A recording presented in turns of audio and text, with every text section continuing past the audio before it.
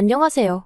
당신 편한 대로 말 바꾸셔놓고 이제 와서 친정어머니 샘내는 시어머니 때문에 환장하겠는 30대 여성입니다. 이혼을 하기에는 어디 가서 말하기도 뭐할 만큼 유치한 것 같은데 또 한편으론 제가 받는 스트레스가 상당해서 하소연이라도 하러 왔어요. 남편과 저는 2년을 사귀고 결혼했는데 소개받았을 당시 남편은 공무원이었고 저는 직장을 다니는 회사원이었습니다. 소개를 해준 사람은 남편의 친구로 저와 친한 단짝 친구의 남자친구이기도 했지요. 그래서 딱히 내키는 자리는 아니었지만 거절할 수도 없었기에 한번 만나보게 된 거예요. 그런데 남편이랑 몇 번 대화를 나눠보니까 말이 너무 잘 통하는 게 시간이 어떻게 가는지도 모르겠더라고요. 그래서 한두 번 더 만나보다가 자연스레 연인 사이로 발전하게 되었습니다. 그리고 제 나이 31살이 되던 해 남편으로부터 프로포즈를 받았지요. 그런데 문제는 당시 남편은 직장 생활을 한 지 4년이 채 안 되었던 시기였어요. 그래서 월 수령액이 300도 채 되지 않았고 그렇다 보니 모아둔 돈도 많이 없더라고요. 제가 처음부터 남편 돈을 보고 결혼을 결심한 건 아니었지만 그런 사실을 알고 나니 황당하대요.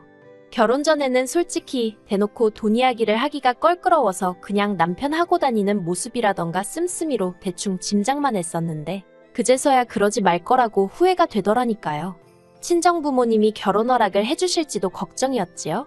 그런데 다행이라고 해야 할지 친정에서는 돈이야 있다가도 없는 거고 없다가도 있는 거다. 그리고 공무원이지 않냐며 앞으로 살아가면서 착실히 모으면 된다고 말씀해 주시대요.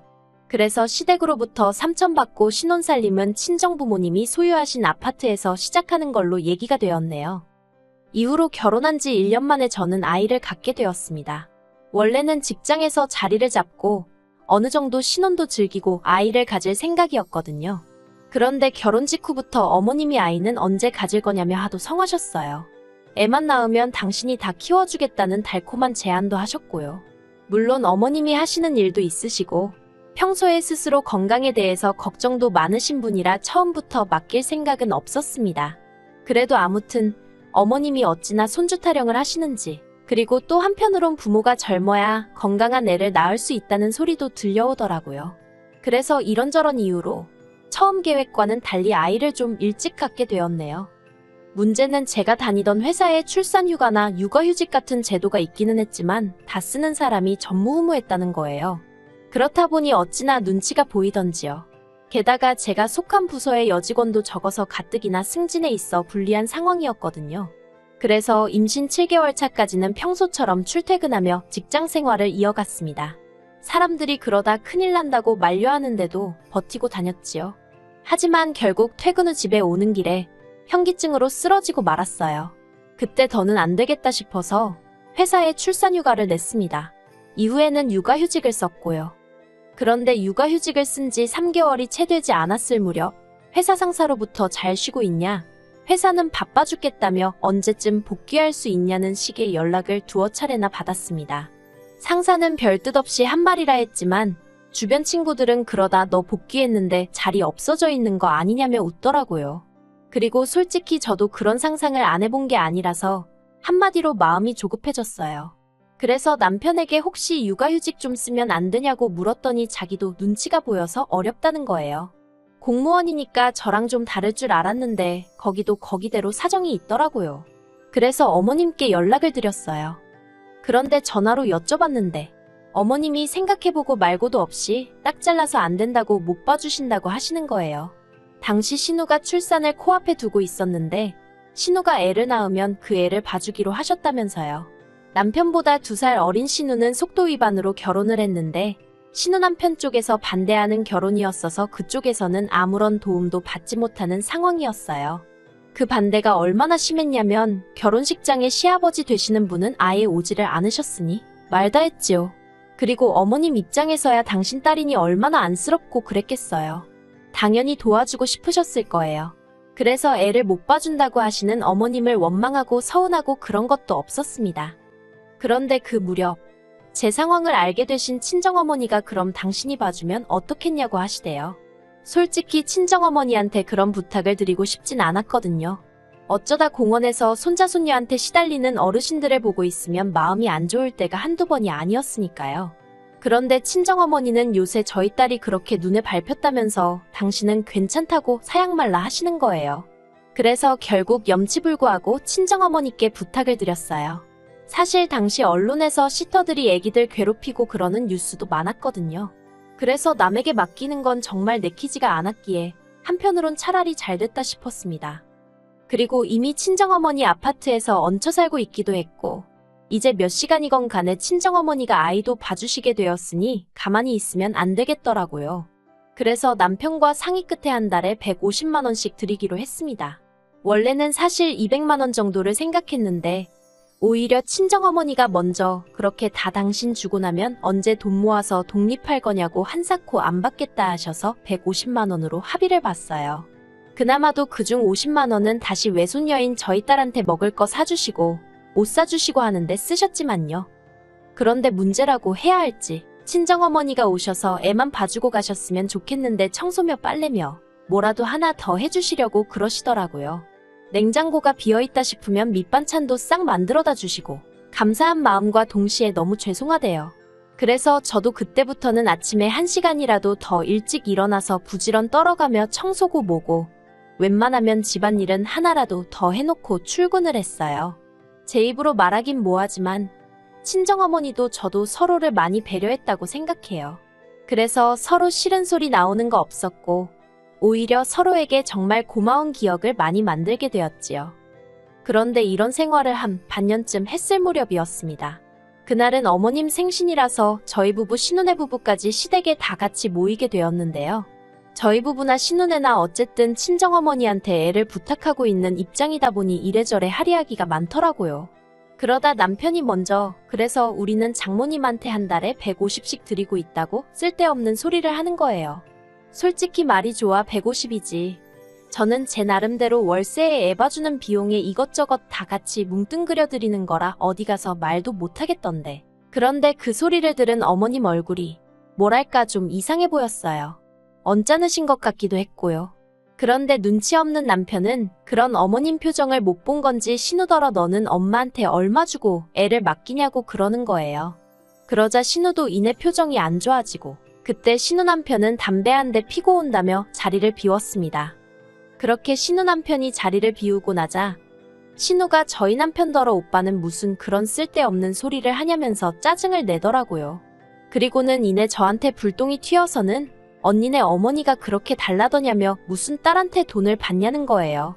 저는 저대로 그 말에 발끈해서는 그게 무슨 소리냐고 더 드린다 하는데도 안 받는다 하신다고 대꾸했습니다. 그러자 이번엔 어머님이 저희더러 처음에 당신한테 애 봐달라고 할 땐 돈 얘기는 안 하지 않았냐며 저더러 머리 썼네 그러시대요. 그래서 머리를 쓴 게 아니라 제가 가타부타 설명도 하기 전에 무조건 신혼에 애 봐줘야 한다고 저희 애는 못 봐준다 하셨지 않냐고 했어요. 서로 다들 바짝 날이 서가지고는 대화가 오가는 내내 정말이지 제가 잘못한 것도 아닌데 가시방석에 앉은 것처럼 불편하더라니까요. 그렇게 시댁에서 돌아왔고 남편도 저도 찜찜해하긴 했지만 서로 먼저 말은 안 꺼냈습니다. 그런데 이튿날 어머님한테 전화가 걸려왔어요. 저는 어제 일이 생각나서 좀 찜찜한 마음으로 전화를 받았고요. 어머님은 대뜸 당신이 요새 손가락도 아프고 목도 아프고 그래도 공장 일을 할 때는 돈이라도 버니까 병원도 가고 했는데 요새는 신우애 봐주느라 공장도 못 나가서 돈은 돈대로 못 벌고 병원도 제때 못 간다며 하소연을 늘어놓으시대요.